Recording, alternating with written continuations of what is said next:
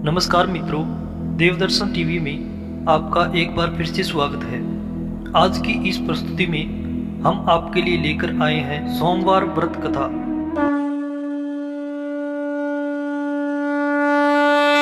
किसी नगर में एक धनी व्यापारी रहता था। दूर दूर तक उसका व्यापार फैला हुआ था। नगर के सभी लोग उस व्यापारी का सम्मान करते थे। इतना सब कुछ संपन्न होने के बाद भी वह व्यापारी बहुत दुखी था, क्योंकि उसका कोई पुत्र नहीं था, जिस कारण अपने मृत्यु के पश्चात व्यापार के उत्तराधिकारी की चिंता उसे हमेशा सताती रहती थी।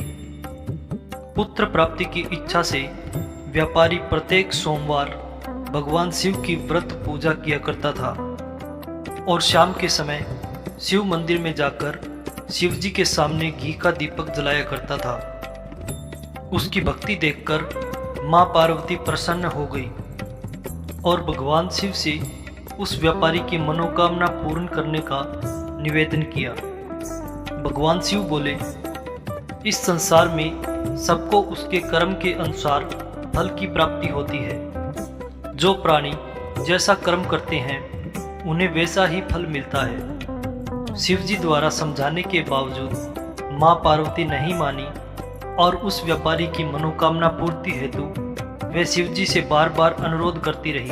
अंततः माता के आग्रह को देखकर भगवान भोलेनाथ को उस व्यापारी को पुत्र प्राप्ति का वरदान देना पड़ा। वरदान देने के पश्चात भोलेनाथ मां पार्वती से बोले, आपके आग्रह पर मैंने पुत्र प्राप्ति का वरदान तो दे दिया, परंतु इसका यह पुत्र 16 वर्ष से अधिक समय तक जीवित नहीं रहेगा। उसी रात भगवान शिव उस व्यापारी के स्वप्न में आए और उसे पुत्र प्राप्ति का वरदान दिया और उसके पुत्र के 16 वर्ष तक जीवित रहने की भी बात बताई। भगवान के वरदान से व्यापारी को खुशी तो हुई, लेकिन पुत्र की अल्पायु की चिंता ने उस खुशी को नष्ट कर दिया। व्यापारी पहले की तरह सोमवार के दिन भगवान शिव का विधिवत व्रत करता रहा। कुछ महीनों के बाद उसके घर एक अति सुंदर बालक ने जन्म लिया और घर में खुशियां ही खुशियां भर गई। बहुत धूमधाम से पुत्र जन्म का समारोह मनाया गया, परंतु व्यापारी को पुत्र जन्म की अधिक खुशी नहीं हुई, क्योंकि उसे पुत्र की अल्पायु के रहस्य का पता था। जब पुत्र 12 वर्ष का हुआ तो व्यापारी ने उसे उसके मामा के साथ पढ़ने के लिए वाराणसी भेज दिया। लड़का अपने मामा के साथ शिक्षा प्राप्ति हेतु चल दिया। रास्ते में जहाँ भी मामा भांजे विश्राम हेतु रुकते, वहीं यज्ञ करते और ब्राह्मणों को भोजन कराते। लंबी यात्रा के बाद मामा भांजे एक नगर में पहुँचे।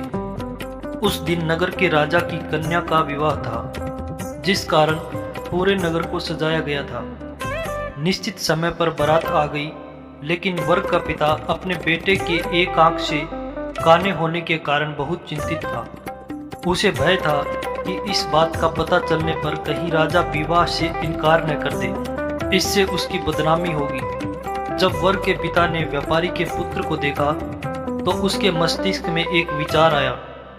उसने सोचा, क्यों न इस लड़के को दूल्हा बनाकर राजकुमारी से विवाह करा दूं। विवाह के बाद इसको धन देकर विदा कर दूंगा और राजकुमारी को अपने नगर ले जाऊंगा।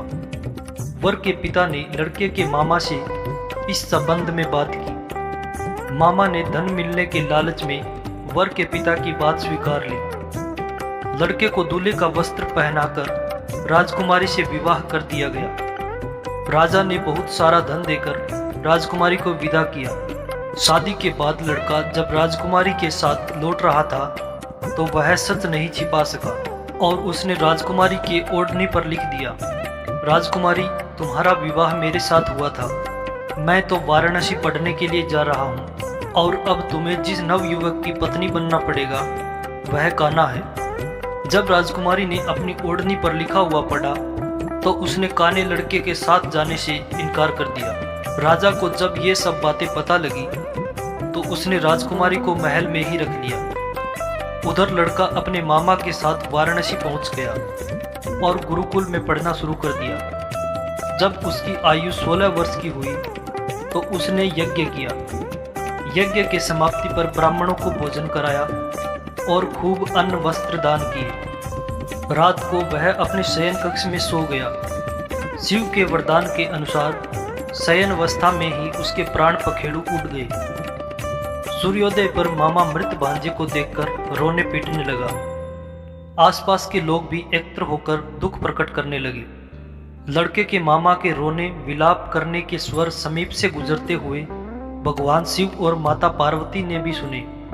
माता पार्वती ने भगवान शिव से कहा, प्राणनाथ, मुझे इसके रोने के स्वर सहन नहीं हो रहे हैं। आप इस व्यक्ति के कष्ट को अवश्य दूर करें।